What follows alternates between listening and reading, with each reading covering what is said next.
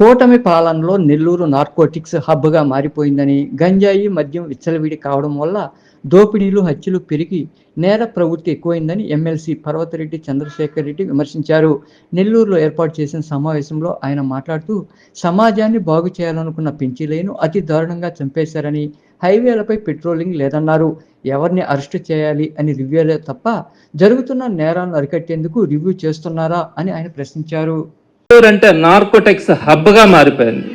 నెల్లూరు అంటే నేరాల మయంగా మారిపోయింది. ఇటువంటి పరిస్థితిని ఈరోజు మనం చూస్తామని ఈరోజు కూడా కళ్ళ కూడా అనుకోలే.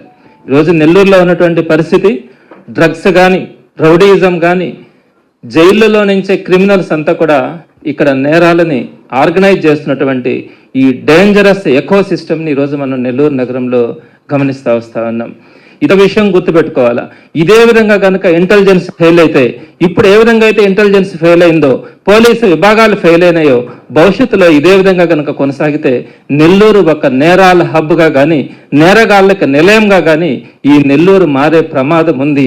ఇది నేరాలకు సంబంధించి ఒక క్యాపిటల్గా కూడా ఉండే అవకాశం కూడా ఉందని ఈరోజు ప్రతి ఒక్కరు కూడా భావిస్తూ ఉన్నారు. 2024 ముందు లేనటువంటి కల్చర్ 2024 తర్వాత కూటమి ప్రభుత్వం ఏర్పడిన తర్వాత ఈ విచ్చలవిడతనం ఎందుకు వచ్చింది? ఈ గంజాయి తాగడం వల్ల విపరీతమైనటువంటి హత్యలు కానీ, నేరాలు కానీ, ఈ విధంగా దోపిడీలు కానీ, ఇళ్ల మీదకి వెళ్ళేటువంటి సంస్కృతి ఈ 2024 తర్వాత ఎందుకు వచ్చిందో కూడా నేను మీకు తెలియజేస్తాను.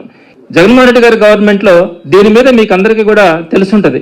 సుమారుగా 1,00,000 టన్నులు 1,00,000 కేజీలు గంజాయిని, సుమారుగా 400 కోట్ల రూపాయల గంజాయిని పట్టుకోవడం కానీ, మొత్తం మీద దాన్నంతా కూడా తగలబెట్టినటువంటి పరిస్థితిని మనం చూసినాం. అక్కడ 2 కిలోల 250 గ్రాములతో ఒక పార్సిల్ని తయారు చేస్తూ ఉంటారు.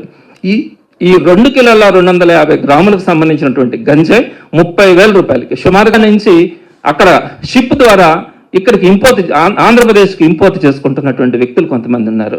అక్కడి నుంచి నెల్లూరుకి సప్లయర్స్ కొంతమంది ఉన్నారు. ఇక్కడ సుమారుగా నాకు తెలిసినటువంటి ఇన్ఫర్మేషన్ ప్రకారం నెల్లూరు నగరంలో 30 మంది సప్లయర్స్ అక్కడ ఏదైతే ఇంపోర్ట్ చేసుకుంటా ఉన్నారో మొదటి అంచెలో, రెండవ అంచెలో వాటిల్ని 30 మంది సప్లయర్స్ నెల్లూరు నగరంలో వాటిల్ని రిసీవ్ చేసుకోవడం జరుగుతూ ఉంది. ఈ 30 మంది సప్లయర్స్ నుంచి డెలివరీ సిస్టమ్ కి డెలివరీ బాయ్స్ గా సుమారుగా నెల్లూరు నగరంలో 300 మందిని ఉపయోగించుకుంటా ఉన్నారు. వీళ్ళంతా కూడా యువత, వారందరూ కూడా చదువుకున్న వాళ్ళు, బీటెక్ చదువుకున్న వాళ్ళు, మంచి మంచి చదువులు చదువుకున్న వాళ్ళు. దీనికి సంబంధించి సుమారుగా ఈ రోజు నెల్లూరు నగరంలో 6,000 మంది దీనికి బానిసలు అయిపోయినారు. ఒకప్పుడు 2024 ముందు ఎక్కడో ఒక 10 మందో 20 మందో 30 మందో ఎక్కడైనా అక్కడక్కడ కనిపించే వాళ్ళేమో. ఈ రోజు పరిస్థితి ఏంటంటే సుమారుగా నెల్లూరు నగరంలో 6,000 మంది యువత బలైపోయినారు. టోటల్ గా ఈ గంజాయి ఏ విధంగా నెల్లూరుకు వస్తా ఉంది, ఎవరెవరు కొంటా ఉన్నారు, ఎవరు అమ్ముతా ఉన్నారు, ఎటువంటి పరిస్థితులు దారితీస్తా ఉన్నారు, ఎక్కడ వీళ్ళు తాగుతా ఉన్నారో కూడా మొత్తం నేను విషయాలు తెలుసుకోగలిగినాను 24 hours లో నాకున్నటువంటి పరిస్థితుల్లో. మీకున్నటువంటి పరిస్థితుల్లో నెల్లూరులో టోటల్ గా ఈ 300 మందిని క్యాచ్ చేయడం పెద్ద కష్టం కాదు. ఈ రోజు అన్ఎంప్లాయ్మెంట్ కానీ, పేదరికం కానీ, మీ చేతగాని ప్రభుత్వం వల్ల ఈ రోజు ఎక్కడ కూడా మనీ రొటేషన్ లేక, వ్యాపారాలు లేక, ఎక్కడ కూడా ఉద్యోగాలు కూడా లేక, సరైనటువంటి కూలీ నాలీ లేక, ఈ రోజు ఎక్కడ కూడా కన్స్ట్రక్షన్ కూడా సరిగ్గా లేనటువంటి పరిస్థితుల్లో, రియల్ ఎస్టేట్ పడిపోయినటువంటి పరిస్థితుల్లో అనేక మంది వీటన్నిటికీ కూడా రోడ్డును పడి వాళ్ళకి దైనందిక జీవితం కూడా గడవక ఈ డ్రగ్స్ కానీ, లేకుంటే వాళ్ళు ఇచ్చేటువంటి చీప్ లిక్కర్లకు కానీ అలవాటు పడిపోయి ఆ డబ్బుల కోసం, ఆ 300 రూపాయల కోసం పీకల కోసైనా సరే ఆ 300 రూపాయలు సంపాదించుకొని తీసుకెళ్లి డ్రగ్స్ తాగే పరిస్థితిని ఈరోజు మనం నెల్లూరులో చూస్తా ఉన్నాం. కొత్త పుణ్యానికి పెంచలయ్య గారిని చంపేశారు. ఏం చేశాడు పెంచలయ్య గారు? ఒక మంచి చేద్దాం, సమాజాన్ని బాగుపరచాలా అనే ఆలోచనతో ఆయన ముందుకు వచ్చినప్పుడు అటువంటి వ్యక్తిని అతి దారుణంగా చంపేశారు. అక్కడికి వచ్చినటువంటి వాళ్ళలో చాలా మందికి అక్కడ ఒక హత్య జరుగుతుందని కూడా తెలియదు. కేవలం వాళ్ళకి ఒక 300 రూపాయల గంజాయి ప్యాకెట్లు ఇచ్చి అక్కడికి తీసుకొని వస్తే ఆ హత్య జరిగిన తర్వాత మాత్రమే వాళ్ళ హత్య దగ్గరికి వచ్చినామని తెలిసినటువంటి పరిస్థితుల్లో కూడా మనము గమనించాం, తెలుసుకున్నాం ఈ విషయాన్ని కూడా. ఇట్లాంటి ప్రవృత్తి, ఇట్లాంటి పరిస్థితులు ఈరోజు మనం నెల్లూరు నగర నియోజకవర్గంలో కానీ, నెల్లూరు నగరంలో కానీ మనం గమనిస్తూ వస్తూ ఉన్నాం. దీనికి ఇమీడియట్ గా పోలీసులు కానీ, అధికారులు కానీ చేయాల్సినటువంటిది, మీకు ఎక్కడ కూడా హైవే పోలీసింగ్ ఎందుకు లేదండి? ఎందుకు జరగట్లా? దాని మీద రివ్యూస్ ఎందుకు జరగట్లా? పనికి మాలినటువంటి రివ్యూస్ పెట్టుకుంటా ఉన్నారు చాలా మంది.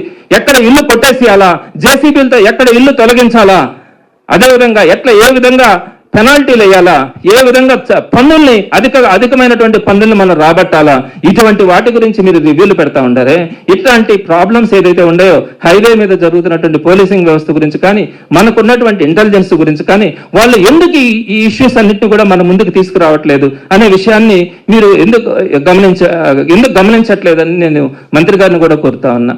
నైట్ బిట్ వ్యవస్థ ఉంది అసలు ఇప్పుడు ఎవరన్నా మీరు చూడండి, ఎవరన్నా ఎక్కడన్నా కనుక కారు ఆపితే డోర్ కొట్టి $200 $300 తీసుకోవడం తప్ప ఖచ్చితమైనటువంటి నైట్ బీట్ సిస్టమ్ ఎక్కడన్నా ఈరోజు మారుమూల ప్రాంతాల్లోకి వెళ్ళి ఆ నైట్ బీట్ వ్యవస్థ అన్నది ఈరోజు ఎక్కడ కూడా కనిపించట్లా.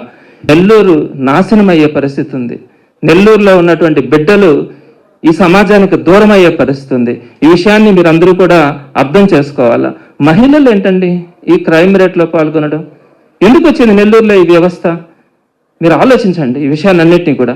సో ఇమీడియట్గా పోలీసులు చేయాల్సింది శివారు ప్రాంతాలు ఏవైతే ఉన్నాయో పెన్నాకు సంబంధించి ఇటుపక్క కానీ అటుపక్క కానీ రెండు పక్కల కానీ, అదేవిధంగా ఇటుపక్క కూడా ఆ గ్రీన్ సిటీ ఏరియాలో కానీ, అటుపక్క రూరల్ ఏరియా శివారు ప్రాంతాల్లో కానీ, వీటి మీద ఇమీడియట్గా మీరు నిఘా కనుక ఏర్పాటు చేస్తే నైట్ టైం అక్కడికి పోయి మాత్రమే వీళ్ళంతా కూడా తీసుకుంటా ఉంటారు కాబట్టి కొంత కంట్రోల్ చేసేదానికి అవకాశం ఉంటుంది. అదేవిధంగా కౌన్సిలింగ్ సిస్టమ్ ఎవరైతే మనం పట్టుకుంటామో వాళ్ళ పేరెంట్స్ని కూడా పిలిపించాలా, వాళ్ళ ఫ్యామిలీ మెంబర్స్ కూడా పిలిపించాలా, వాళ్ళకి కౌన్సిలింగ్ ఇవ్వాలా. మనం పిల్లకాయలను మాత్రమే తీసుకొని వచ్చి వాళ్ళకి ఏదో కౌన్సిలింగ్ చేస్తానని పంపిస్తే మార్పు రాదు. ఇక్కడ ఇంకొకటి కూడా గుర్తుపెట్టుకోవాలా, మీరు ఉద్యోగాలు ఇవ్వకున్నా పర్లేదు కానీ ఉన్నటువంటి ఉద్యోగాలని పీకేసి వాళ్ళ రోడ్డు మీద నిలబెడితే వాళ్ళు అంతా కూడా వైఎస్ఆర్సీపీ తరఫున సంతాపం తెలియజేస్తా ఉన్నాం.